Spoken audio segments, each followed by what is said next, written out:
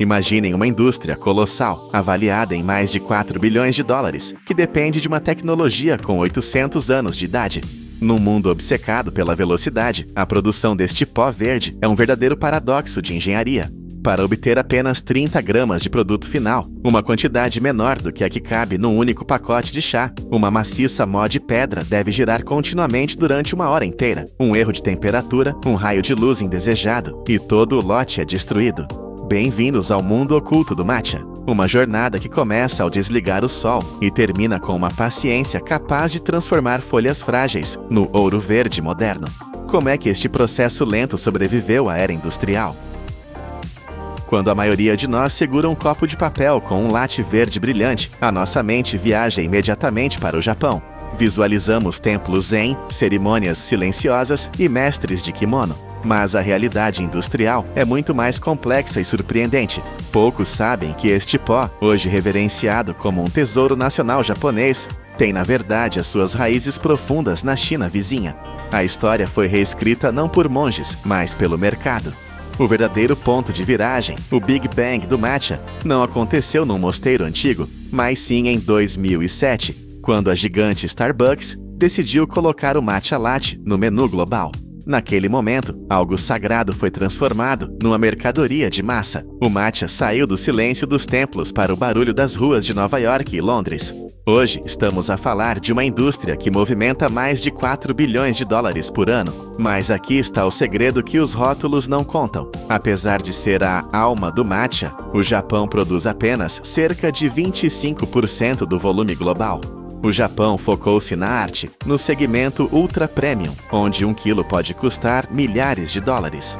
O resto pertence aos gigantes industriais da China, que utilizam uma escala massiva e velocidades de produção que fariam um mestre de chá tradicional desmaiar. Enquanto os Estados Unidos importam mais de 1.000 toneladas por ano, a batalha pela qualidade é travada nos campos. E para entender por que o verdadeiro matcha custa tanto, precisamos de ir até lá, ao momento em que a agricultura declara guerra ao próprio sol. Tudo começa em abril, nas colinas enevoadas de Kyoto e Haiti. Se visitassem estes campos nesta época, veriam algo estranho. A paisagem verde desaparece, engolida pela escuridão.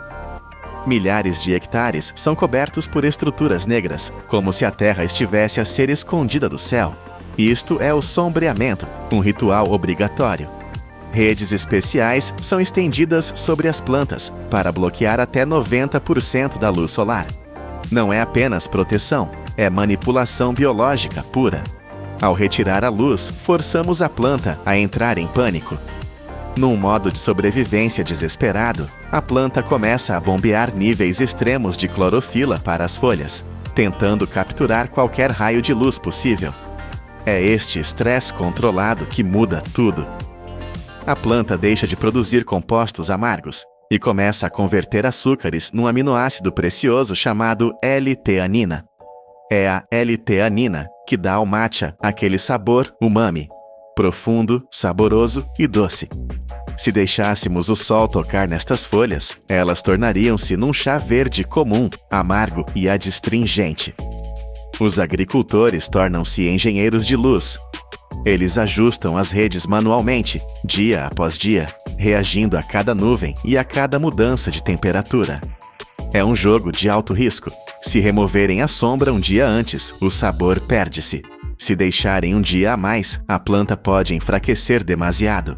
É este equilíbrio precário, mantido por semanas, que justifica o preço elevado do produto final. Mas quando as redes são finalmente retiradas, começa uma nova corrida contra o relógio. Assim que a sombra é levantada, o campo revela folhas de um verde quase neon, saturadas de nutrientes. Agora, a indústria divide-se em 2 caminhos: a precisão das mãos humanas contra a força bruta das máquinas. Para o matcha de grau cerimonial, aquele usado pelos imperadores e monges, a colheita é uma operação cirúrgica. Trabalhadores experientes entram nos campos para apanhar apenas o topo da planta, as 2 ou 3 folhas mais jovens. Estas folhas são especiais. São macias, flexíveis e pobres em fibras duras. Aqui, os olhos não são suficientes. Os colhedores usam o tato. A ponta dos dedos sente a textura da folha, decidindo em milissegundos se ela é digna ou não. É um trabalho lento, exaustivo e incrivelmente caro. Mas o mundo moderno tem sede de matcha, e as mãos humanas não conseguem encher milhões de latas de refrigerante e bolos. É aqui que entram as máquinas. Para o matcha culinário, a indústria mobiliza a sua artilharia pesada. Em terrenos íngremes onde tratores não chegam, vemos ceifeiras portáteis operadas por 2 homens. Uma lâmina horizontal corta o topo dos arbustos numa única passagem, enquanto um aspirador nas costas suga as folhas para um saco. A produtividade salta de 4 a 6 vezes, em comparação com a colheita manual. Mas nos grandes campos planos, a escala torna-se monstruosa. Colifeiras autopropulsadas, veículos que parecem saídos de um filme de ficção científica, avançam sobre as linhas de chá. Uma única destas máquinas faz numa hora o que uma equipa humana levaria um dia inteiro para conseguir. Elas são eficientes, padronizadas e rápidas. Mas a máquina é cega. Ela não sente a folha, ela apenas corta. Independentemente de como foi colhida, a folha agora é uma bomba relógio. No momento em que é separada do caule, começa a morrer. A oxidação ataca e temos apenas algumas horas para salvar a cor. As folhas cortadas correm para a fábrica. A janela de segurança é minúscula, de 1 a 3 horas no máximo. Se esperarmos mais, a folha começa a fermentar, aquecendo por dentro e ficando castanha. Na fábrica, o primeiro passo não é lavar ou cortar, é parar o tempo. As folhas entram na câmara de vaporização. Este é o momento mais crítico da transformação térmica. Não estamos a cozinhar a folha, estamos a dar-lhe um choque térmico calculado. Durante apenas 20 a 40 segundos, a folha é envolvida por um vapor suave, mais intenso. Este vapor não serve para limpar, serve para matar as enzimas. É um interruptor químico. O calor desativa a enzima que causa a oxidação. Imaginem morder uma maçã e deixá-la na mesa, ela fica castanha. O vapor impede que isso aconteça com o chá. Sem estes 20 segundos de vapor, não existiria matcha verde, existiria apenas chá preto. Além disso, o vapor elimina aquele cheiro forte de relva cortada, deixando apenas o aroma doce e vegetal. A folha sai da câmara ainda úmida, mas agora a sua cor vibrante está bloqueada, imortalizada. Mas agora temos outro problema: a água. A folha está encharcada e pesada. Precisamos de a transformar completamente. Aqui, o processo do matcha separa-se de todos os outros chás do mundo. Normalmente, o chá é enrolado e torcido para libertar sabor, mas para o matcha queremos o oposto. As folhas entram num túnel de vento quente, uma besta de secagem de múltiplos andares. A temperatura sobe para os 80 ou 100 graus Celsius. As folhas voam lá dentro, suspensas no ar, secando enquanto permanecem planas. Não há rolos para as esmagar. Elas devem permanecer abertas. O processo dura até 40 minutos, retirando a umidade lentamente para não queimar a clorofila preciosa. O que sai do forno é seco e quebradiço, mas ainda não é matcha. É uma mistura suja de folhas, caules, veias e pedaços de madeira. Para fazer o pó mais suave do mundo, precisamos de realizar uma cirurgia de separação. O material entra na refinaria. Aqui, uma sinfonia de máquinas usa vibração, peneiras e correntes de ar para separar o pesado do leve. O objetivo é implacável: eliminar tudo o que não seja a carne pura da folha. Os caules duros, fora. As veias fibrosas, fora. Se deixarmos passar um pedaço de caule, o pó final terá um sabor arenoso e amargo. Apenas os flocos mais leves e puros sobrevivem a este processo. O resultado chama-se tencha. É a alma do matcha, purificada e pronta. Estes flocos são cortados em pedaços uniformes, criando um confete verde. Agora estamos prontos para a fase final, a fase onde a engenharia moderna se curva perante a física da pedra. Chegamos ao coração da fábrica. O barulho dos motores e ventiladores desaparece. Entramos numa sala climatizada, silenciosa, onde fileiras de objetos cilíndricos giram hipnoticamente. Estas são as mós de granito. Num mundo onde a eficiência é medida em toneladas por hora, esta sala é um desafio à lógica. A tecnologia aqui é basicamente a mesma há 800 anos. 2 pedras pesadas, esculpidas à mão com ranhuras precisas. A pedra de cima gira sobre a de baixo. Por que usar pedra na era do titânio e do laser? A resposta é o calor. Se usássemos moinhos de metal industriais de alta velocidade, o atrito geraria tanto calor que queimaria o chá. O verde brilhante tornaria-se amarelo e o sabor doce transformaria-se em cinza amarga. A pedra é fria e a pedra é lenta, incrivelmente lenta. As mós giram a apenas 30 a 60 rotações por minuto. É mais lento que o ponteiro dos segundos do vosso relógio. Esta lentidão é o segredo. Ela tritura as folhas em partículas microscópicas, medidas em microns, sem aquecer o produto. O resultado desta paciência é chocante para qualquer gerente de fábrica moderno. Uma mó inteira, a trabalhar sem parar, produz apenas 30 a 40 gramas de pó numa hora. 30 gramas. É o suficiente para fazer apenas algumas chávenas de chá. Imaginem a escala necessária para alimentar o mundo. Para produzir as toneladas que a Starbucks e os supermercados exigem, são necessárias salas com centenas, milhares destas mós a girar dia e noite. É uma força industrial feita de milhares de pequenas lentidões.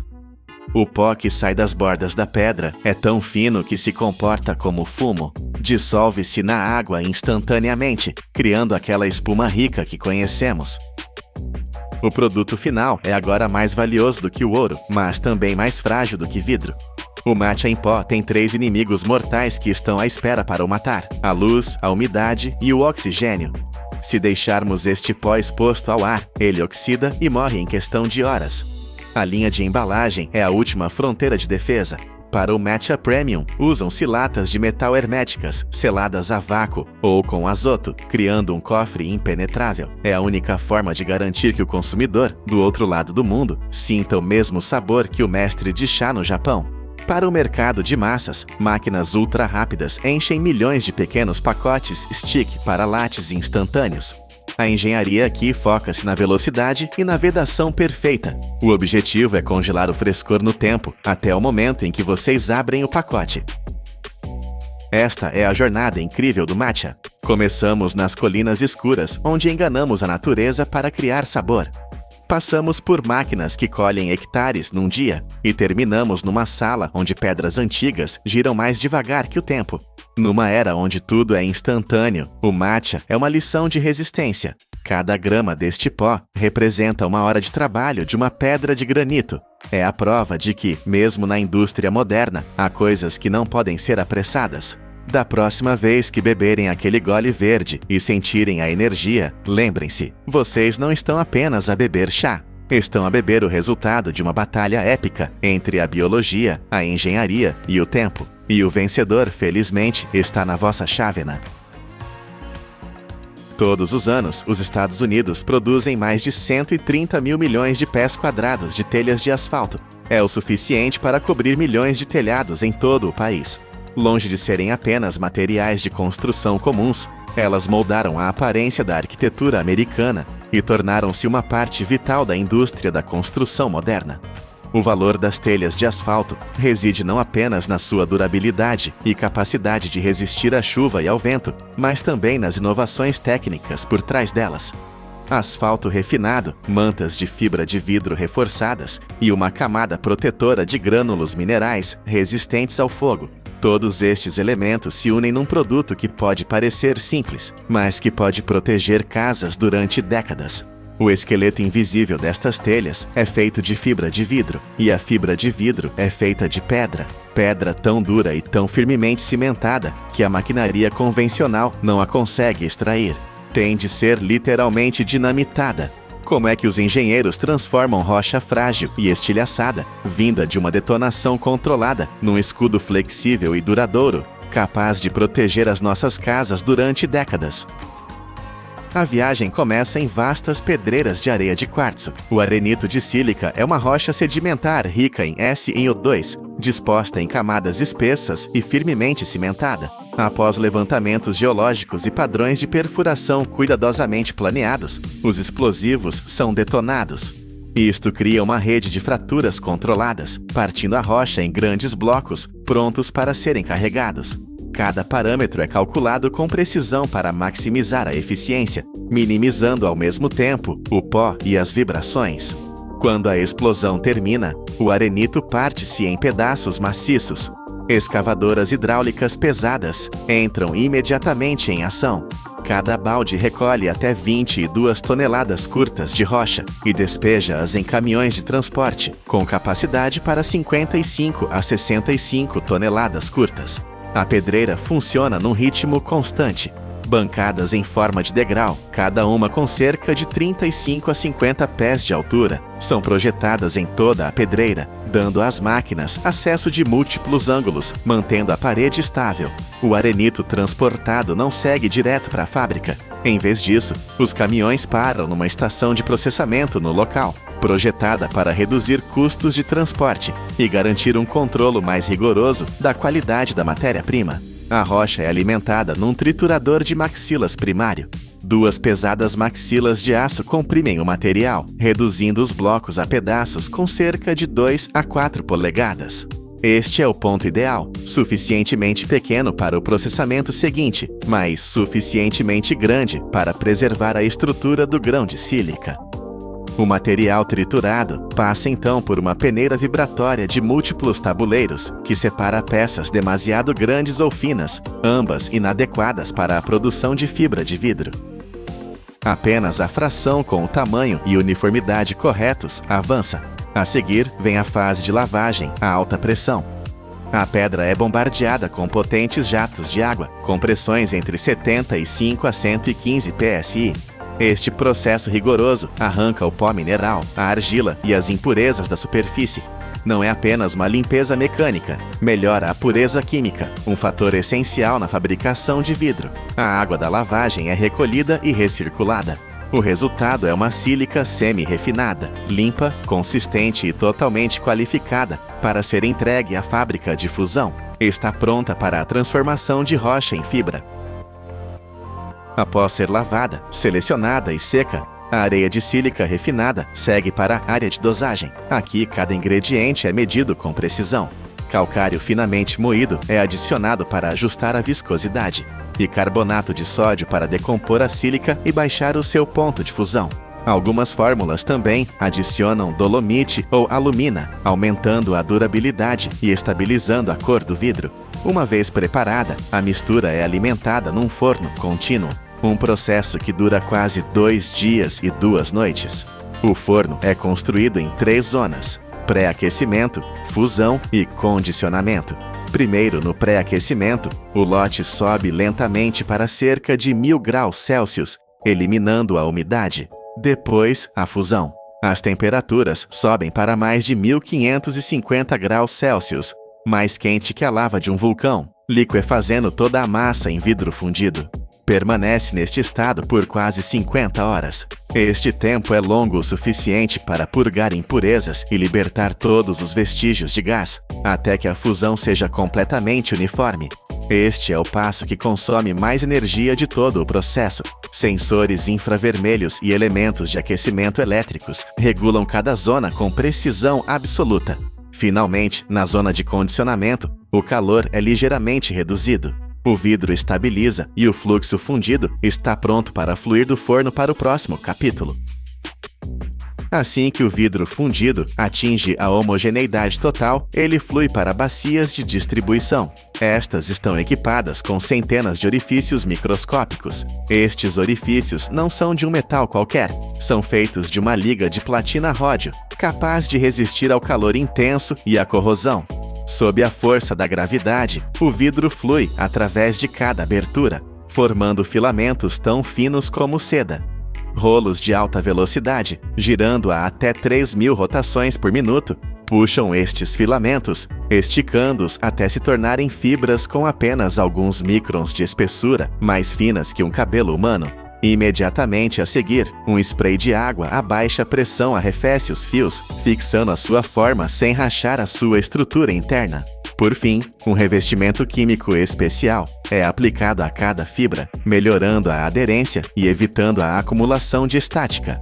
Toda esta transformação de vidro líquido para fibra sólida leva apenas alguns segundos, mas cada parâmetro deve estar sob controle rigoroso. Após serem esticadas e arrefecidas, as fibras de vidro mais finas que um cabelo humano são reunidas em feixes e guiadas para um sistema de enrolamento de alta velocidade. Cada fio passa por rolos revestidos a cerâmica que resistem ao desgaste, mantendo a tensão e o alinhamento estáveis. Se a tensão for muito leve, as fibras caem e emaranham-se. Se for muito forte, partem-se. É por isso que sensores de carga monitorizam cada milissegundo, mantendo a tensão estável em apenas 3 a 6 gramas por fio. No tambor de enrolamento, um guia servo acionado move-se de lado a lado, depositando as fibras uniformemente. O movimento lateral é controlado com extrema precisão, menos de 0,2 milímetros de desvio, criando uma bobina perfeitamente lisa. A partir destas bobinas, centenas de feixes de fibras são alimentados em simultâneo num cortador automático. Lâminas rotativas de alta velocidade cortam-nas em segmentos curtos, com cerca de 1 a 2 polegadas de comprimento. Ar comprimido sopra então as fibras cortadas para um tapete rolante em movimento, espalhando-as numa camada fina e uniforme. A pressão do ar e a velocidade da correia são afinadas cuidadosamente. Quando está uniformemente espalhado, o tapete entra na zona de pulverização do aglutinante. Uma névoa fina de resina fenólica ou acrílica reveste as fibras, ligando-as nos seus pontos de cruzamento. A aplicação é medida em microgramas por fio. Um conjunto de rolos lisos pressiona levemente o tapete molhado antes de este entrar num forno de cura de múltiplos tabuleiros. No interior, ar quente entre 390 a 480 graus Fahrenheit flui e cura a resina. À saída do forno, o tapete de fibra de vidro emerge. Tem uma espessura consistente, ligações internas fortes, mas mantém-se suficientemente flexível para o processamento futuro. É o esqueleto perfeito. Em cada telha de asfalto, o betume é o elemento central que define a impermeabilização e a resistência às intempéries.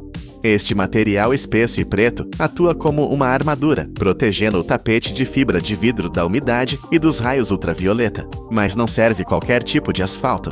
O escolhido é o asfalto oxidado, modificado através da insuflação de ar a alta temperatura para elevar o seu ponto de amolecimento. Nas fábricas modernas, o asfalto é armazenado em silos aquecidos, entre 350 a 400 graus Fahrenheit, sempre pronto para a cobertura. Uma grande parte do fornecimento atual provém de pavimento reciclado. Estradas velhas são trituradas, peneiradas e purificadas até serem restauradas quase ao seu estado original. Isto não só reduz custos, mas também melhora a aderência. Algumas fórmulas vão mais longe, adicionando polímeros SBS para aumentar a elasticidade e prevenir fissuras.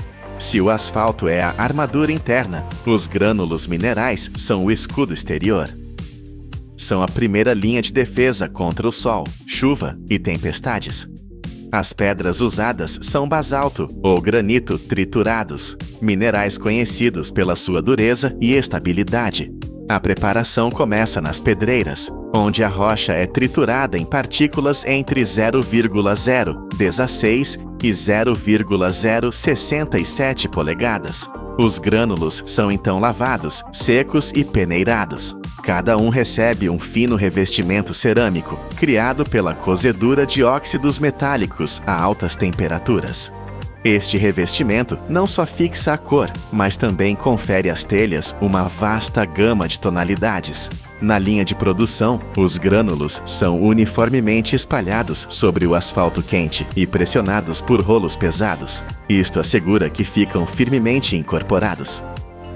Assim que o revestimento de asfalto e minerais está completo, a folha contínua entra numa linha de arrefecimento por ar forçado. Esta é uma fase crítica que estabiliza a estrutura. Ventiladores axiais maciços são posicionados acima e abaixo do tapete, impulsionando correntes uniformes de ar frio. Esta redução gradual da temperatura segue uma curva térmica precisa, evitando o choque térmico, a principal causa de microfissuras no asfalto. Por baixo do tapete, rolos arrefecidos à água retiram calor da parte inferior. Sensores infravermelhos examinam a superfície em tempo real, rastreando a dureza e a temperatura. Se algum ponto estiver fora das especificações, braços pneumáticos removem a secção defeituosa. Uma vez totalmente arrefecida e estabilizada, a folha avança para uma estação de corte rotativa automática. Lâminas afiadas de carboneto de tungstênio cortam a folha em dimensões precisas, tipicamente 39 polegadas de comprimento por 13 polegadas de largura. A velocidade de corte é sincronizada com o movimento do tapete através de servomotores, mantendo o erro dentro de mais ou menos 0,012 polegadas. Para minimizar o desperdício, as aparas das bordas e as peças rejeitadas são recolhidas, refundidas e realimentadas no início da linha, criando um processo de ciclo quase fechado, praticamente sem perda de material. Logo após o corte, cada telha de asfalto segue para o tapete de inspeção. Aqui, trabalhadores qualificados assumem a responsabilidade pela revisão final antes da embalagem. Os inspetores observam cada folha passar, usando medidores e escovas macias para verificar a aderência dos grânulos. A cada 1000 telhas, uma amostra aleatória é enviada para o laboratório local. Aí, os técnicos testam a resistência à tração, a resistência à água e a durabilidade aos raios UV. Os resultados alimentam diretamente o sistema de controle de qualidade. Após passar na inspeção, as telhas movem-se para a linha de embalamento semiautomática. Cada telha é empilhada em fardos de 18 a 22 peças. Um braço robótico alinha as bordas. Aqui, uma prensa hidráulica comprime suavemente cada pilha, reduzindo o seu volume. Imediatamente, um filme elástico e resistente ao calor envolve firmemente o fardo. Cada embalagem é marcada com um código de barras, registrando o número do lote e os dados da linha. Finalmente, os fardos são dispostos em paletes de madeira, prontos para envio. Do arenito estilhaçado por uma explosão controlada até a linha de inspeção final, cada telha de asfalto viajou através de uma cadeia industrial complexa e exata, medida ao milímetro. Cada telha é mais do que apenas um pedaço de material de construção. É o produto da ciência dos materiais moderna, da automação avançada e dos olhos e mãos hábeis dos trabalhadores em cada etapa. Hoje, milhares de milhões de pés quadrados destas telhas cobrem telhados em todo o mundo. Por trás daquela superfície familiar e escura, existe uma cadeia de valor inteira, otimizada, refinada e constantemente reinventada. A América produz quase 139 milhões de libras de mel todos os anos. Isso é mais de 60 mil toneladas de ouro líquido, um produto que vale mais de 175 milhões de dólares. Mas este não é o ouro que se minera da terra. É um produto delicado, vivo, criado pelo trabalho incansável de milhões de abelhas. O maior desafio é: como é que se move esta enorme quantidade, vinda dos campos distantes da Dakota do Sul, para as fábricas, sem o destruir pelo caminho? O segredo é surpreendente: aviação. Toneladas de mel voam em aviões, numa corrida contra o tempo. Mas o maior perigo espera na fábrica: como o tornar fluido para o engarrafar, sem o matar com calor excessivo. A solução é genial: salas quentes a 40 graus Celsius, que imitam o calor suave da própria colmeia. Bem-vindos ao poder da indústria. Tudo começa na primavera, nos campos vastos da Dakota do Sul. Este não é um trabalho de fábrica, é uma parceria com a natureza. As abelhas, as pequenas guerreiras da natureza, são a força motriz. Cada abelha pode voar a mais de 15 milhas por hora e visitar até 2.000 flores num único dia, batendo as asas centenas de vezes por segundo. Mas o seu trabalho vai muito além do mel.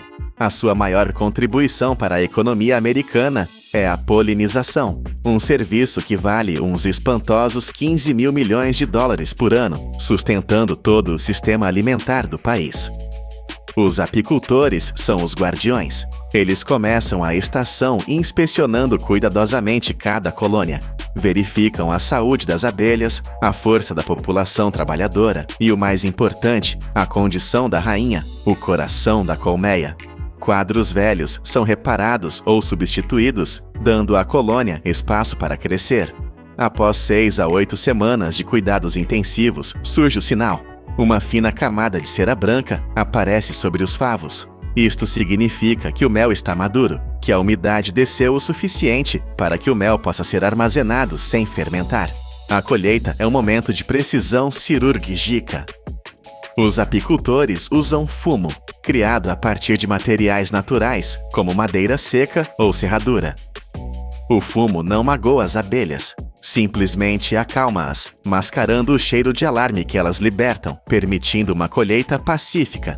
Os quadros, agora pesados e a brilhar com mel dourado, são removidos com um cuidado extremo. As abelhas são gentilmente escovadas para fora dos favos, muitas vezes com escovas de cerdas macias, para garantir que nenhuma se magoa. O princípio mais importante da apicultura é o equilíbrio. Os apicultores nunca tiram tudo. Eles deixam sempre para trás uma quantidade generosa de mel, o suficiente para sustentar a colônia durante os longos e frios meses de inverno. É um pacto de respeito. Os quadros colhidos são então selados em caixas especiais, prontos para a parte mais inesperada da sua viagem. Esqueçam os caminhões lentos. Para o mel de alta qualidade, o tempo é o inimigo. O mel é um produto natural delicado. A sua qualidade, sabor e enzimas podem ser destruídos por flutuações de temperatura. Deixá-lo num caminhão sob o sol escaldante ou o frio da noite seria um desastre. Por isso, para grandes quantidades deste ouro líquido, a solução é o céu. Toneladas de mel são carregadas em contentores especiais e transportadas por aeronaves de carga. Esta é uma operação logística impressionante. O mel voa sobre montanhas, planícies e rios, numa viagem direta para a fábrica de processamento. Este transporte rápido não é um luxo, é uma necessidade. Garante que o mel chega à fábrica tão fresco e puro como no momento em que saiu da colmeia, com todas as suas propriedades naturais intactas. É uma missão crítica para proteger a integridade do produto, assim que o carregamento de mel à terra não há tempo a perder. Os contentores são descarregados e seguem imediatamente para a fábrica, onde são recebidos pela primeira e mais delicada fase do processamento industrial. Quando os contentores chegam à fábrica, o mel está frequentemente espesso, cristalizado e demasiado viscoso para ser processado. A tentação seria aquecê-lo rapidamente, mas isso seria um erro fatal. Aquecer o mel demasiado depressa ou a uma temperatura demasiado alta mata-o. Destrói as enzimas benéficas e as vitaminas, transformando em pouco mais do que xarope de açúcar. A solução da engenharia é uma obra de paciência. A sala de aquecimento, warming room, não é uma fornalha, é mais como um spa para o mel. Os contentores selados são colocados nesta sala, onde a temperatura é rigorosamente controlada, mantida estável entre 98 e 104 graus Fahrenheit, ou seja, 36 a 40 graus Celsius. Este calor suave imita o ambiente natural dentro de uma colmeia, num dia quente de verão. O mel aquece lentamente, ao longo de horas ou mesmo dias, reduzindo a sua viscosidade e tornando-o fluido. O mais importante é que este processo é feito abaixo do limiar de perigo, preservando todos os aromas e enzimas naturais. Um sistema de monitorização automatizado, com sensores por toda a sala, rastreia o mais pequeno desvio, garantindo que o mel permanece na condição ideal. Só depois de o mel se tornar fluido, mas ainda vivo e cheio de qualidades naturais, é que está pronto para a primeira etapa mecânica, a abertura dos favos selados. Após o aquecimento suave, os favos de mel estão prontos. Eles são colocados numa correia transportadora de aço inoxidável, um rio de ouro que entra na máquina de desopercular. As abelhas são construtoras meticulosas. Elas selam cada célula hexagonal com uma fina camada de cera, uma barreira natural que protege o mel do ar e da umidade. Para extrair o mel, esta selagem tem de ser removida. É aqui que a engenharia de precisão entra em ação. Lâminas rotativas de alta velocidade ou facas aquecidas com precisão deslizam uniformemente pela superfície de cada quadro.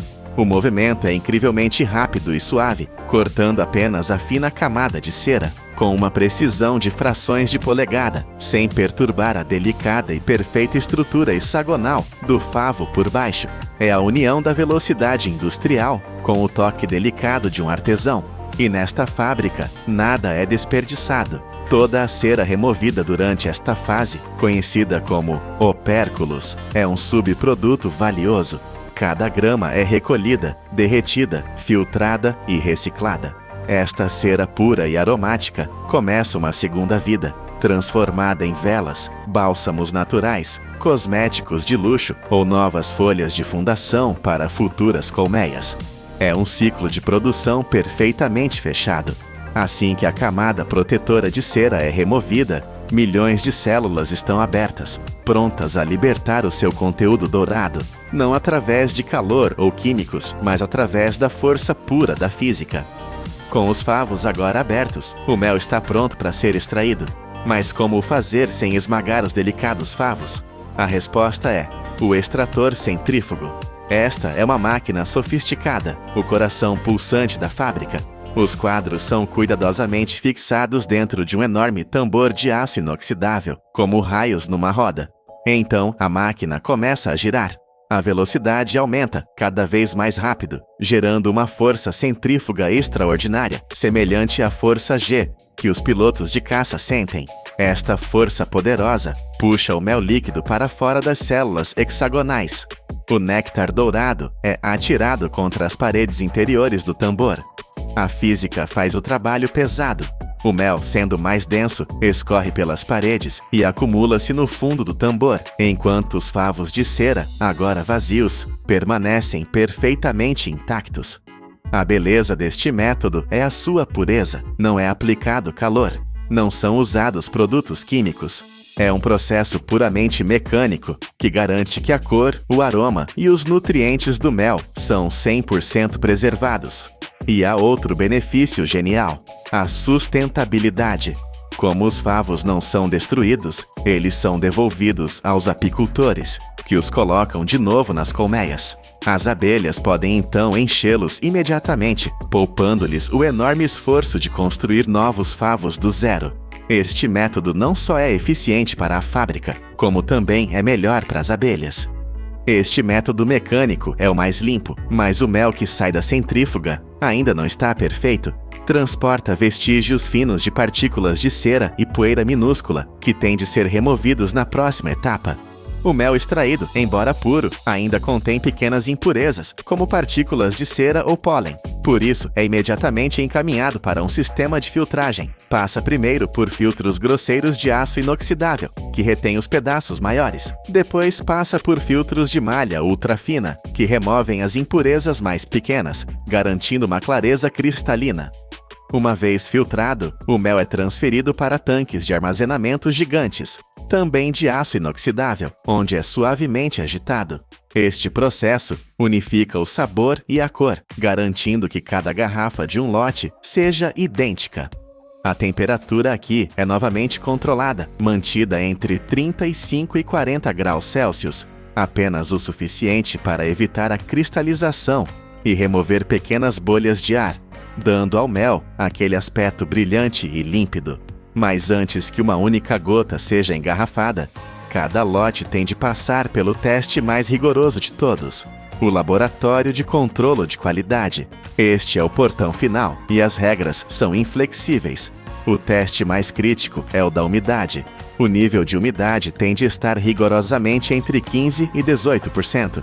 Esta é a regra de ouro. Se a umidade for superior a 18%, o mel acabará por fermentar. Irá estragar-se, podendo até fazer explodir as tampas das garrafas. Se for demasiado baixa, cristaliza demasiado depressa.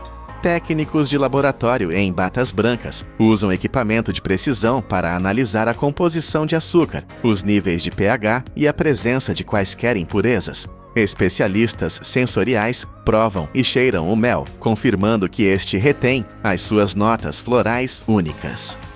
Só depois de o laboratório dar luz verde, confirmando o equilíbrio perfeito e a pureza absoluta, é que o mel é aprovado para a linha final. É aqui que a paciência da natureza encontra a velocidade vertiginosa da indústria moderna. O mel aprovado flui através de tubos de aço inoxidável para a linha de embalamento automatizada. É um espetáculo de eficiência. As garrafas perfeitamente limpas entram na linha. As máquinas de enchimento automático, equipadas com sensores avançados, Medem cada porção com precisão absoluta, garantindo que cada garrafa tem exatamente o peso correto. Nenhuma única gota de ouro líquido é desperdiçada. A velocidade da linha é estonteante. O sistema pode encher, selar e rotular quase 6.000 garrafas por hora. Assim que são cheias, as garrafas deslizam para a estação de capsulagem automática. As tampas são aplicadas e seladas firmemente, bloqueando a entrada de ar ou contaminantes e trancando a frescura lá dentro por meses ou até anos. De seguida, as garrafas passam pela unidade de rotulagem. E impressoras de alta velocidade aplicam os rótulos com alinhamento perfeito, fornecendo ao consumidor toda a informação necessária. No final da linha, cada garrafa passa por uma inspeção final de peso e selagem. Finalmente, são cuidadosamente embaladas em caixas de cartão reforçado, empilhadas em paletes por braços robóticos e preparadas para distribuição global, desde lojas locais a mercados internacionais. Começamos a nossa jornada com abelhas a voar sobre campos na Dakota do Sul e mel a ser transportado em aviões. Agora esse mesmo mel está selado numa garrafa, pronto para viajar pelo mundo. Desde a flor no campo até o chão da fábrica, a viagem do mel é uma história de precisão, paciência e profundo respeito pela natureza. Cada gota dourada que vemos numa prateleira carrega a luz do sol, o trabalho de milhões de abelhas e a genialidade da engenharia humana. Vimos uma linha de produção capaz de encher 6.000 garrafas por hora. Mas o mais impressionante é que mesmo com toda esta automação, a tecnologia não está a criar o produto, está a protegê-lo. É um escudo de alta tecnologia que garante que o mel chega à sua mesa exatamente como as abelhas o fizeram, puro, dourado e vivo. Você já parou para pensar que aquela gelatina transparente e trêmula na sua sobremesa é feita, na verdade, de pele e ossos? Por trás desse doce inocente, existe um sistema industrial colossal que esmaga toneladas de materiais brutos e os submete a ácidos poderosos em uma jornada química intensa. Como a engenharia moderna consegue transformar restos de matadouro em um produto puro, cristalino e estéril em apenas 48 horas? A resposta está prestes a mudar a forma como você vê o mundo. Para compreender a verdadeira dimensão do que estamos prestes a testemunhar, precisamos olhar para trás, para uma linha do tempo que atravessa milênios. A gelatina não é uma invenção recente das nossas fábricas modernas. Ela é o resultado de uma busca humana que remonta ao Antigo Egito. Já naquela época, registrava-se o processo de ferver ossos e peles de animais para criar um caldo espesso e viscoso, valorizado tanto na culinária quanto na medicina antiga. Aqueles primeiros alquimistas da comida já entendiam que havia um valor nutricional oculto nas partes mais duras do animal. Mas foi apenas no século XIX que a escala mudou drasticamente. O inventor americano Peter Cooper revolucionou o jogo ao criar uma forma seca de gelatina, um pó que podia ser transportado e armazenado facilmente, abrindo as portas para a era da comida processada. Durante as guerras do século XX, esse material tornou-se estratégico. Leve e rico em proteínas, serviu como fonte nutricional vital para exércitos inteiros. Hoje, a gelatina infiltrou-se em cada canto da nossa vida, muito além da sobremesa. Ela está nas cápsulas farmacêuticas que tomamos, nos suplementos que nos mantêm saudáveis, nos cosméticos e até nas linhas de processamento de carne em massa. A jornada física da matéria-prima começa em um lugar que a maioria das pessoas prefere não ver: o final da linha de processamento de carne. Tudo se inicia com o que sobra: ossos, peles e tendões, deixados para trás depois que os cortes nobres foram retirados. Entre todos esses materiais, a pele de porco reina absoluta, representando mais da metade de toda a produção global de gelatina. Pode parecer apenas resíduo, mas essas peles contêm uma concentração tão alta de colágeno que uma indústria multibilionária depende inteiramente delas. Se você soubesse que muitos dos seus suplementos diários nascem da pele de porco, isso mudaria a sua percepção? A logística para mover esse material é imensa e precisa. Assim que são separadas, as folhas de pele são resfriadas rapidamente para evitar qualquer degradação e carregadas em caminhões especializados. Cada veículo transporta várias toneladas de carga e a temperatura é monitorada a cada segundo da viagem. Não há margem para erro. Quando esses caminhões chegam à fábrica, a carga passa por uma inspeção rigorosa na área de recebimento. Qualquer material que não atenda aos padrões de qualidade é imediatamente descartado da linha. O restante é movido para armazéns temporários, onde sensores e técnicos garantem que tudo permaneça estável antes que a verdadeira transformação comece. Agora, entramos na fase bruta da operação, onde a biologia encontra a química industrial. Após a aprovação na inspeção, os couros e os ossos são enviados para linhas paralelas de limpeza e tratamento químico. O objetivo aqui é claro: extrair o colágeno precioso de dentro da estrutura resistente do animal. Para os couros, o processo inicia em tanques gigantescos, cheios de uma solução de cal diluída. Esse ambiente alcalino ataca o tecido, amolecendo a estrutura, removendo os pelos e dissolvendo resíduos naturais. Quando a pele se torna suficientemente flexível, ela é transferida para um sistema de lavagem de alta pressão. Jatos de água potentes removem qualquer impureza restante, revelando uma superfície limpa e brilhante, pronta para liberar seu colágeno. Enquanto isso, os ossos enfrentam um processo muito mais violento. Primeiro são lavados sob alta pressão e, em seguida, esmagados impiedosamente em pedaços que medem cerca de 2,5 a 5 centímetros. Esse tamanho é crucial para aumentar a área de superfície e permitir que os produtos químicos penetrem fundo. Os fragmentos de ossos entram em tanques de água quente circulante para remover a gordura natural e os minerais superficiais. Depois, eles são mergulhados em soluções ácidas ou alcalinas suaves, projetadas para amolecer a matriz mineral dura que protege o colágeno, como se estivessem destrancando um cofre biológico. Quando ambas as matérias-primas estão limpas e estáveis, elas avançam para a hidrólise, a etapa-chave que destrava o colágeno. Os couros, sendo mais macios, são tratados em tanques com ácidos diluídos, como ácido cítrico, cujas concentrações são controladas com precisão milimétrica para quebrar ligações específicas sem destruir a proteína. Os ossos, por outro lado, exigem um ambiente alcalino mais agressivo para penetrar sua armadura mineral. Esse processo de cozimento químico pode durar de várias horas a vários dias, continuando até que a estrutura dos tecidos esteja completamente aberta e pronta para liberar o tesouro que guarda dentro de si.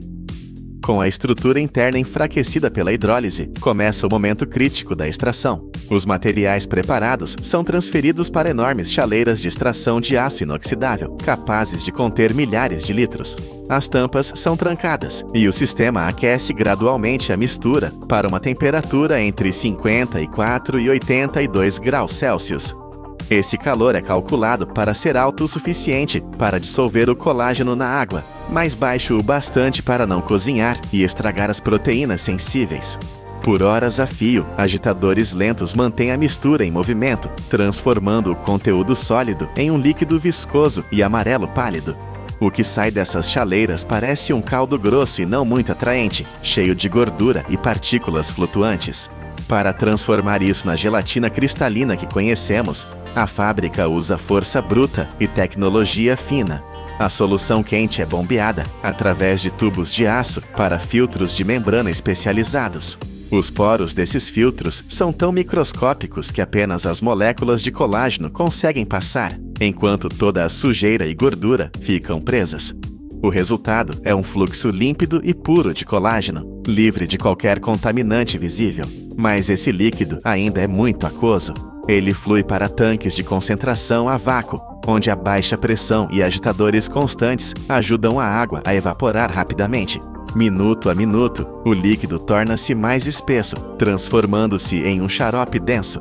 Quando atinge a concentração ideal, é resfriado lentamente em bandejas de aço até solidificar em um bloco de gel semissólido. Este bloco gelatinoso é a mãe de todos os produtos de gelatina, pronto para ser moldado em duas formas distintas, pó ou folha. Vamos seguir o caminho da velocidade e do volume, a produção de pó. O bloco de gel, agora uma massa morna e elástica semelhante à borracha, é alimentado em uma máquina de extrusão poderosa. Dentro de uma câmara de aço selada, um pistão hidráulico empurra o gel com força imensa contra uma placa de metal perfurada com centenas de orifícios minúsculos. Cada buraco tem apenas 2,5 milímetros de diâmetro. A pressão força o gel através dessas aberturas, criando milhares de fios longos e contínuos, que chovem sobre a esteira transportadora como uma cascata de macarrão transparente. Em linhas de alta capacidade, essa chuva de gelatina cai a uma velocidade impressionante, gerando centenas de metros de fios por minuto. A razão para criar esses fios finos é puramente física. Fios finos têm uma área de superfície maior, o que permite que a umidade evapore muito mais rápido durante a secagem. Isso garante que a gelatina permaneça clara e não amarele, mantendo a qualidade visual que a indústria exige. Os fios, ainda macios e lembrando cordas de marshmallow fresco, caem em uma esteira de resfriamento mantida a cerca de 20 graus Celsius. O ar frio firma a forma dos fios e impede que eles grudem uns nos outros, preparando-os para o desafio térmico a seguir. Eles entram em um túnel de secagem longo, que funciona como um forno de precisão. O objetivo é reduzir a umidade de mais de 90% para apenas 10%, transformando o gel úmido em um produto seco e estável. Dentro do túnel, ar quente sopra continuamente entre 49 e 71 graus Celsius. É um equilíbrio delicado, calor suficiente para secar, mas não tanto a ponto de destruir a elasticidade do colágeno. Os fios viajam por vários níveis de esteiras, banhados por ar seco, que circula em um ciclo fechado, removendo a umidade a cada segundo. Ao sair do túnel, os fios tornaram-se crocantes, leves e duros, como vidro fino. Agora, eles precisam ser pulverizados. Um sistema de corte de alta velocidade pica os fios em pedaços pequenos, que são então lançados em moinhos de martelo ou de rolos. Essas máquinas golpeiam a gelatina seca com força brutal, quebrando-a em grânulos finos. Peneiras vibratórias com aberturas medidas em milésimos de polegada separam o pó. O que é fino, o suficiente, passa. O que é grosso, volta para ser moído novamente. Esse ciclo garante que cada grão de pó seja idêntico ao outro. Finalmente, o pó é embalado automaticamente. Máquinas enchem centenas de pacotes por minuto, selando-os com calor para garantir que nenhuma umidade entre e imprimindo códigos de rastreabilidade que permitem saber a origem exata de cada lote. Enquanto o pó domina o mercado de massa, outra parte da fábrica dedica-se à precisão da gelatina em folhas. Aqui, o bloco de gel concentrado não é esmagado, mas tratado com delicadeza geométrica. O bloco espesso é colocado em uma mesa de rolamento de aço, onde cilindros pesados o pressionam até se tornar uma película quase invisível, com espessura de apenas 5 a 12 centésimos de centímetro. É uma transformação de uma massa bruta para uma lâmina de elegância técnica. Essa folha fina viaja por uma esteira de resfriamento, onde ar frio entre 7 e 12 graus Celsius estabiliza a superfície, transformando o gel em um filme liso e firme, semelhante a plástico. Mecanismos de tensão seguram a folha esticada, enquanto facas rotativas ou lâminas retas descem com precisão cirúrgica, cortando retângulos perfeitos de aproximadamente 10 por 7 centímetros. Essas folhas úmidas são separadas por sopros de ar para não grudarem e colocadas em bandejas de aço com espaçamento exato. Elas entram em câmaras de secagem, onde o ar remove a umidade lentamente para manter a clareza cristalina e evitar que as bordas enruguem ou amarelem. A qualidade é testada fisicamente, o teste de força Bloom. Uma amostra é dissolvida e um êmbolo mecânico pressiona o gel endurecido para medir sua resistência. Se o gel for muito fraco, o lote inteiro é rejeitado. Apenas as folhas perfeitas são embaladas, seladas em bolsas à prova de umidade e colocadas em caixas, prontas para serem enviadas para cozinhas de todo o país. O que começou como uma montanha de peles e ossos, materiais que pareciam destinados ao descarte, passou por uma metamorfose completa. De carcaças brutas a um ingrediente invisível, leve e versátil que sustenta indústrias inteiras. Por trás de cada folha transparente de gelatina, existe um triunfo da engenharia, onde a ciência domina a matéria orgânica para criar pureza a partir do caos. Na próxima vez que você vir uma sobremesa brilhando na luz ou tomar uma cápsula de remédio, lembre-se da jornada épica que aquele material percorreu. Se você quer continuar descobrindo os segredos por trás das maiores indústrias do mundo, deixe seu comentário, curta o vídeo e inscreva-se no canal Poder da Indústria. Imaginem mover uma montanha inteira, 99 milhões de toneladas de terra e rocha, usando apenas as próprias mãos, sem uma única máquina. Este esforço titânico não foi para construir um túmulo para reis, como as pirâmides de Gizé, mas para fazer algo ainda mais impossível: ressuscitar uma terra morta. Numa região onde as florestas desapareceram e a água evaporou, agricultores sem dinheiro e sem tecnologia realizaram o maior feito de engenharia ecológica do século. Como é que um país devastado pela fome conseguiu trazer 106 mil acres de floresta de volta à vida sem plantar uma única árvore? A resposta desafia tudo o que sabemos sobre a natureza. Para entender o tamanho deste milagre, precisamos voltar ao momento em que o inferno desceu à Terra. A Etiópia, localizada nas terras altas da África Oriental, nem sempre foi o deserto poeirento que vimos nos noticiários dos anos 80. Houve um tempo em que este lugar era conhecido como o Jardim da África. Florestas densas e vibrantes cobriam mais de 60% do território, e rios profundos alimentavam uma das regiões mais férteis do continente. Mas numa espiral de destruição que parece um filme de terror, esse paraíso entrou em colapso. Em apenas algumas décadas, a Etiópia perdeu mais de metade das suas florestas. Chegamos a 1982. E o cenário era apocalíptico.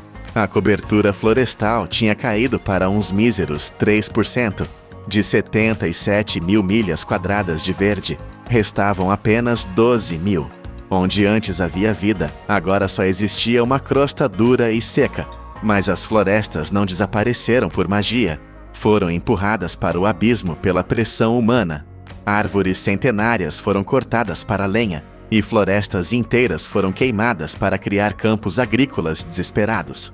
Quando as árvores sumiram, a terra perdeu a sua pele protetora. Sem raízes para segurar o solo, a capacidade de reter água desapareceu. A chuva parou de cair, os rios secaram e o vento soprou a terra fértil, deixando para trás um deserto vermelho.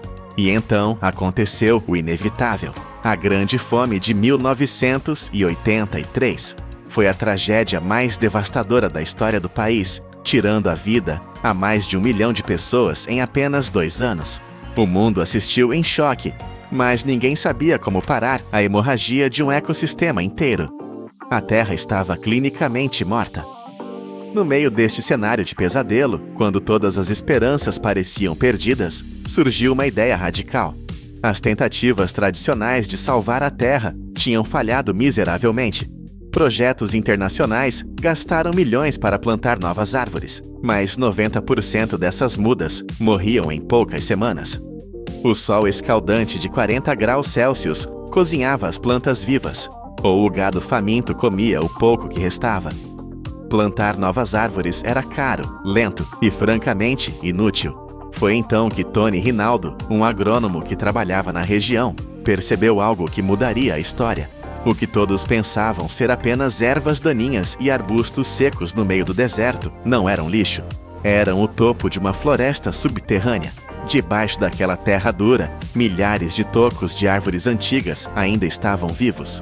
As suas raízes profundas e poderosas estendiam-se por até 30 metros, ou 100 pés, para dentro da terra, à espera de uma única oportunidade para acordar. A natureza não estava morta. Estava apenas adormecida, à espera de um sinal. O segredo não era trazer novas plantas de viveiros distantes, mas usar uma simples faca de poda.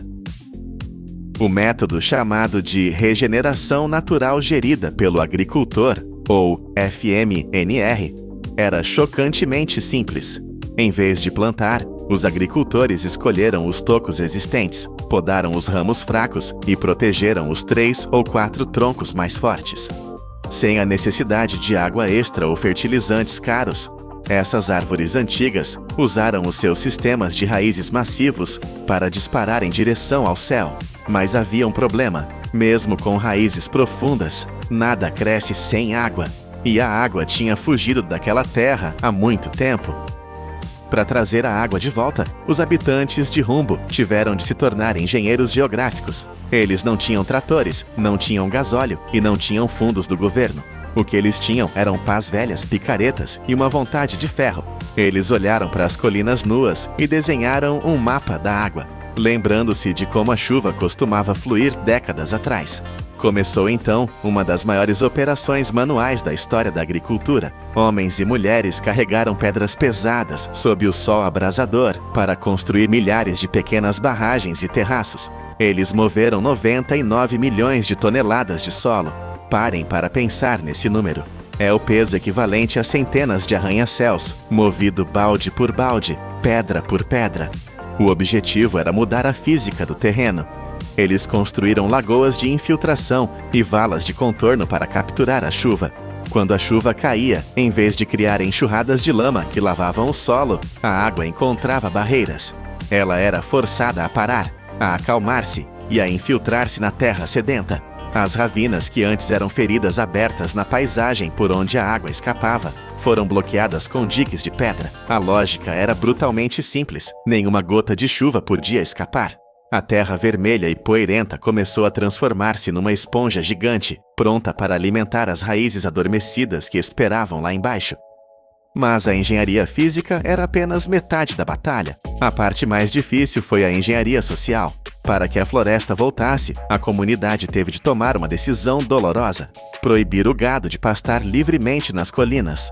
Durante gerações, cabras e ovelhas comeram cada broto verde que tentava nascer, e os seus cascos duros compactavam o solo até ele ficar como cimento. Fechar as colinas significava prender a sua própria fonte de alimento e dinheiro. Foi um sacrifício imenso. Eles dividiram a terra em 3 zonas rigorosas: os vales para a irrigação, as encostas médias para a agricultura e o topo das colinas, sagrado e intocável, para a regeneração da floresta. E então o silêncio desceu sobre as colinas. Sem o bater constante dos cascos e sem bocas famintas a arrancar a relva, a magia biológica aconteceu. A resposta da natureza foi explosiva. Em apenas uma estação chuvosa, a vegetação voltou com uma fúria verde. Onde antes havia apenas pedra nua, arbustos densos começaram a cobrir o solo. Em 5 anos, a cobertura vegetal nas áreas protegidas aumentou 200%. A disciplina de ferro dos aldeões tinha comprado o tempo que a natureza precisava. A umidade da manhã começou a durar o dobro do tempo, criando um microclima fresco que atraiu insetos, que por sua vez atraíram pássaros que não eram vistos ali há décadas. A cadeia da vida estava a ser reconstruída, elo por elo. E então, o impossível aconteceu. A água voltou, não trazida por caminhões-cisterna ou canos de plástico, mas brotando da própria terra. Lembrem-se das 13 nascentes naturais da região, que tinham secado completamente, existindo apenas na memória dos anciãos. Graças às novas árvores e aos terraços de pedra, a água da chuva infiltrou-se profundamente no solo, recarregando os aquíferos subterrâneos. 6 dessas 13 nascentes mortas começaram a jorrar água cristalina novamente. E não foi um evento temporário. Elas fluem agora durante todo o ano. Imaginem o choque de uma criança que cresceu no pó, vendo um riacho correr pela sua aldeia pela primeira vez na vida. Os leitos secos dos rios transformaram-se em correntes suaves, depositando lodo fértil nas margens. A água aprendeu a ficar. As mulheres que antes caminhavam horas intermináveis sob o sol apenas para encher um jarro de água barrenta, agora tinham fontes limpas perto de casa. A vida doméstica mudou da noite para o dia. Este milagre hidráulico provou que a terra não estava morta, estava apenas desidratada. Ao curar o solo, eles curaram o ciclo da água. E isto não é apenas uma história bonita sobre natureza, é uma revolução econômica. A água trouxe dinheiro. Com o solo úmido e fértil, a produção agrícola disparou 85%. O rendimento médio das famílias aumentou 76%. As pessoas deixaram de depender de ajuda alimentar estrangeira e começaram a vender os seus próprios produtos. Onde antes havia fome, agora há colmeias a produzir mel, madeira a ser colhida de forma sustentável e até créditos de carbono vendidos às Nações Unidas. A floresta tornou-se um banco, gerando juros compostos em forma de vida. e o modelo de rumbo explodiu fronteiras. O que começou com 106 mil acres na Etiópia espalhou-se como um incêndio positivo por toda a África. No Níger, usando este mesmo método simples de faca e pedra, mais de 12 milhões de acres de deserto foram transformados em terras produtivas. No Burkina Faso, colinas estéreis são agora florestas densas que alimentam milhões. É a prova definitiva de que não precisamos de tecnologia de ponta para salvar o planeta. Precisamos de escalabilidade, simplicidade e respeito pelos sistemas naturais. Voltamos à pergunta que iniciou esta jornada. É possível criar uma floresta sem plantar uma árvore? A resposta está gravada na paisagem da Etiópia. 99 milhões de toneladas de terra movidas à mão não construíram um monumento de pedra fria, mas sim a fundação para o futuro da vida na Terra. Debaixo dos nossos pés, muitas vezes, a solução já existe. Raízes antigas, sementes adormecidas e ciclos de água esquecidos estão apenas à espera que paremos de lutar contra eles e comecemos a trabalhar com eles. A natureza não precisa que a reinventemos. Ela só precisa de espaço para respirar e lembrar-se do que costumava ser. De um deserto de pó vermelho a um oásis de ouro verde, esta é a prova do poder da indústria humana quando alinhada com a força da terra. Se gostaram de descobrir este segredo subterrâneo, deixem o vosso like e subscrevam o canal Poder da Indústria. Há muito mais segredos neste planeta à espera de serem revelados. Imagine um projeto colossal de 16 bilhões de dólares que promete rasgar o mapa de Nevada ao meio. A ideia é insana: bombear a água do Oceano Pacífico, erguê-la sobre montanhas e afogar o deserto, criando um mar interior onde hoje só existe poeira. Engenheiros dizem que é a salvação, mas a história grita um alerta terrível. Tentar criar um oceano onde a natureza proibiu pode gerar não um paraíso, mas uma bomba tóxica de proporções bíblicas. Estamos prestes a realizar o maior feito da engenharia ou a cometer o erro mais fatal da história? Para compreender a verdadeira dimensão e o perigo deste novo plano, precisamos caminhar sobre os ossos dos projetos que vieram antes. O oeste americano não é apenas um lugar no mapa, é um cemitério de ambições humanas que tentaram e falharam quebrar a vontade do clima. Nevada é uma terra implacável. Aqui caem apenas 17 centímetros de chuva por ano. É uma quantidade tão insignificante que a água evapora antes mesmo de ter a chance de molhar a terra seca. É um lugar onde a sede é eterna, mas o ser humano nunca aceitou esse veredito da natureza. Na década de 1960, engenheiros desenharam algo que parecia sair de um delírio de grandeza: a Aliança de Água e Energia da América do Norte, conhecida pela sigla NAWAPA. Se você acha que as construções de hoje são grandes, pense novamente. A NAWAPA faria as pirâmides do Egito parecerem brinquedos de criança. O plano envolvia 369 componentes individuais massivos. Estamos falando de barragens de concreto armado que tocariam as nuvens, estações de bombeamento com a potência de reatores nucleares e túneis escavados através da espinha dorsal das montanhas rochosas. A ideia era sequestrar rios inteiros no Alasca e no Canadá, águas geladas e selvagens, e forçá-las a fluir para o sul, contra a geografia, para alimentar 35 estados americanos e o México. A extensão total dessa encanamento continental seria de 12.800 quilômetros. Para que você sinta o peso desse número, é a mesma distância de Londres, na Inglaterra, até Pequim, na China. Mas não seria uma estrada de asfalto, seria um rio artificial de aço e concreto. O custo, ajustado para hoje, ultrapassaria qualquer orçamento racional. Era um tempo em que acreditávamos que podíamos dobrar o planeta à nossa vontade, mas o projeto colapsou. A política, o custo e a impossibilidade física mataram o gigante antes que ele nascesse, deixando Nevada com seus planos empoeirados e sua areia ardente. No entanto, a necessidade de água não desapareceu. Ela apenas ficou mais desesperada.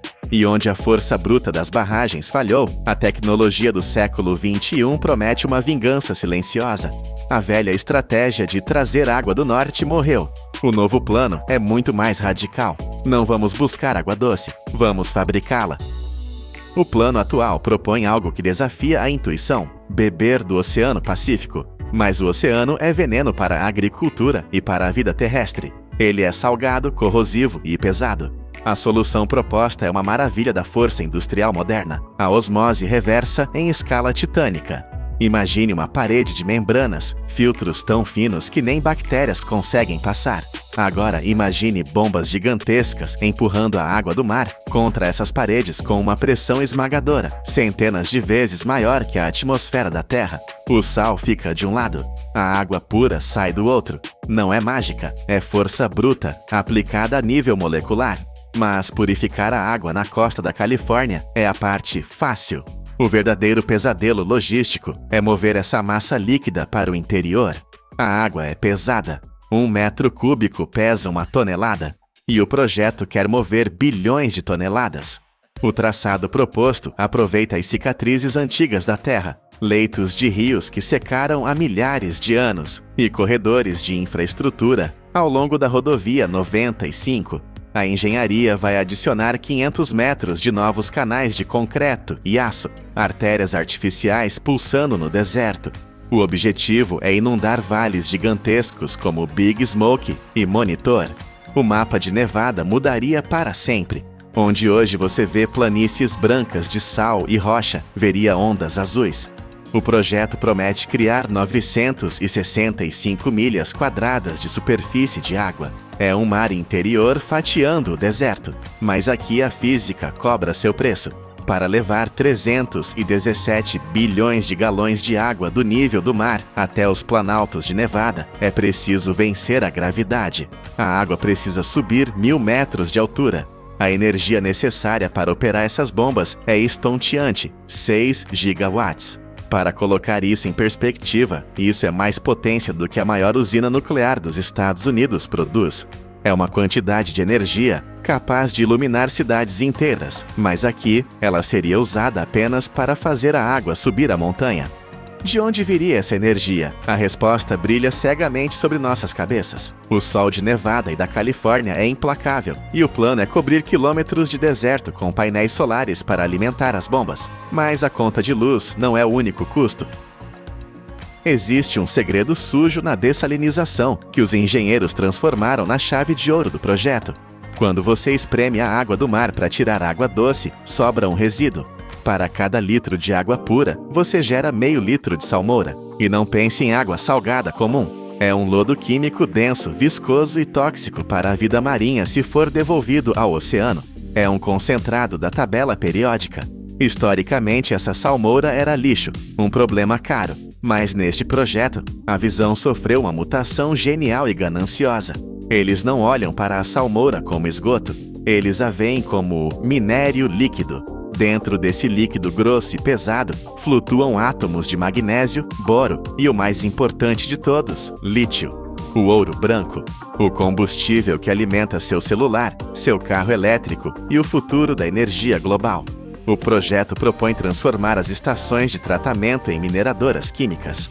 A salmoura seria processada e o lítio extraído. A Califórnia já é um gigante solar, com 47 gigawatts de capacidade.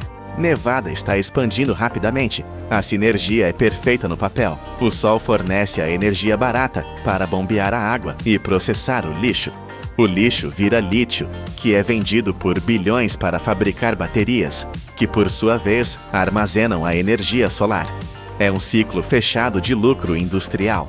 Eles chamam isso de abater os custos operacionais, mas a verdade é mais crua. O projeto de água pode se tornar, na verdade, uma gigantesca operação de mineração disfarçada de infraestrutura hídrica. O impacto econômico estimado não está nos milhões, mas nos trilhões de dólares. Terras inúteis viram fazendas irrigadas. Lagos criam turismo e a salmoura paga a conta. Parece o crime perfeito contra a escassez. Transformamos o oceano em água potável e o resíduo em baterias. Mas há uma variável que nenhuma planilha de Excel consegue controlar totalmente: a fúria silenciosa do deserto. A natureza tem mecanismos de defesa brutais. Nevada não quer ser molhada. O ar aqui é tão seco e quente que funciona como uma esponja infinita. No momento em que você expõe uma superfície de água ao céu de Nevada, o sol começa a bebê-la. A evaporação é violenta.